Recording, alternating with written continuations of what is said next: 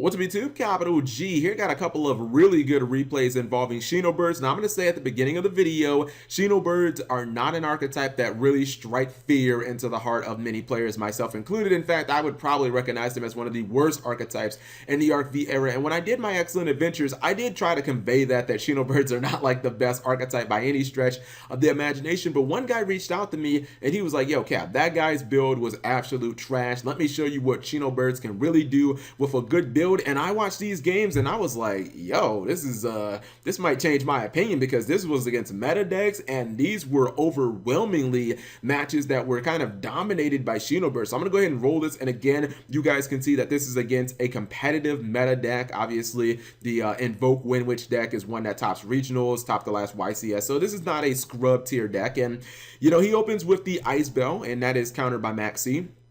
And I think he's going to wait for, Glass Bell, and he's going to use the Ghost Ogre. I would have waited for him to commit to like Crystal Bell, the Synchro monster, and you know, when she does the burn damage, I probably would have just tried to, you know, use Ghost Ogre on that and try to draw a couple of more cards.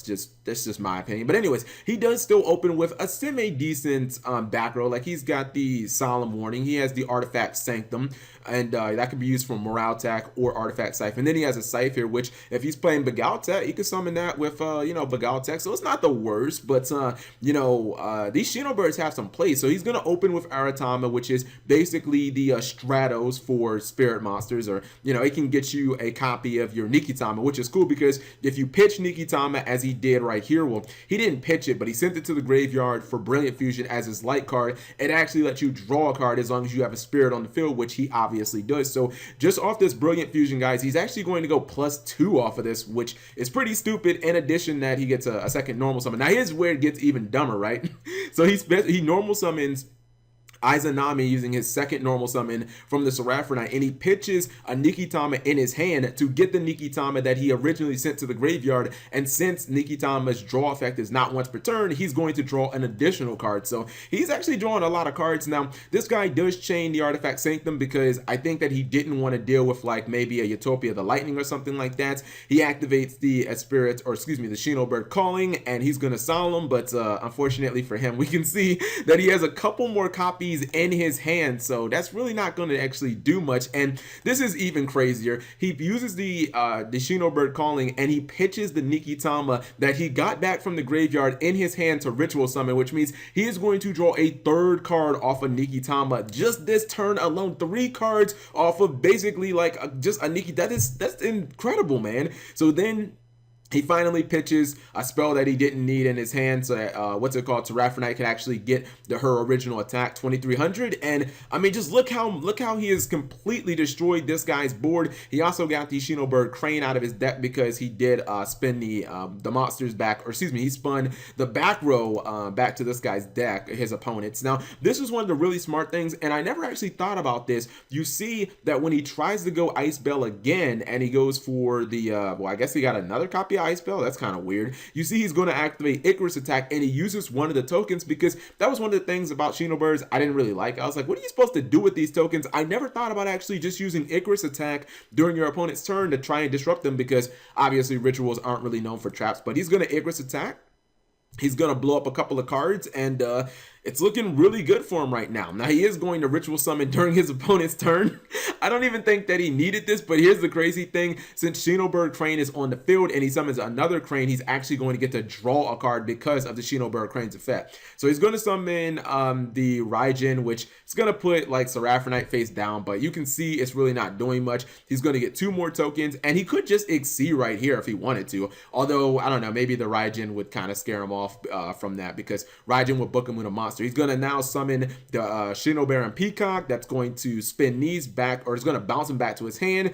And that's pretty much it, guys. And in addition to bouncing back to his hand, he got to summon another, another spirit monster, which meant that he got to draw an additional card off of Bird Crane, because I believe the draw effect from Bird Crane is not actually, it's once per turn, but it's per copy of the Crane. It's not like a hard once per turn. So you guys can see, even against a meta deck, this was a complete blowout. And just look at the card advantage here. I mean, I don't really want to count Brilliant Fusion because it's already like, it's not really a real card anymore, but he has 3 in the hand. he has another card here, and then 5 right here. So what is that, 9 cards, and his opponent only has 3 cards, which aren't really that good. So he has like 3 times the advantage when it's all said and done. And this one is actually against Dino. This one is just as crazy as the other one where he drew 3 cards off of Nikatama in his first turn. So he's gonna summon the Earth True King. Is going to use his Baby Source effect to get the Overraptor, and he's going to make a really big board, gets the Dogoron. And if you look at this board and you size it up, it is,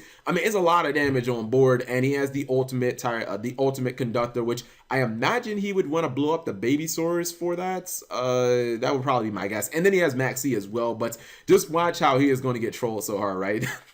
So the first thing is, since he has a kaiju, he's gonna special his own kaiju. This guy actually runs advanced draw in his main deck. Now tell me, guys, that is not some spicy tech. So he sends that to the graveyard, and then he draws Interrupted Slumber, and the fucking, like, obviously this is just a blowout. Say goodbye to your field, man. That's just rest in pepperonis. Now he does get the Baby Ceratosaurus, and he does obviously get a Gamecill, but you can see right here, he's in a world of, he's obviously in a world of hurt, or he's about to be, as the Shino Baron Peacock is going to bounce everything. He gets a special summon, what's it called? A Spirit Monster. And then, this is crazy. I have never seen this card actually summoned IRL, or really even on, like, one of the automated programs. He summons Hino Kagasuchi. If you guys don't know what this does, this is like a really old school card from, what's that damn set? Legacy of Darkness. Yeah, Legacy of Darkness. It's a spirit, and it's level 7 or 8, and when it does damage, your opponent has to discard all the cards in their hand during the next draw phase before they draw.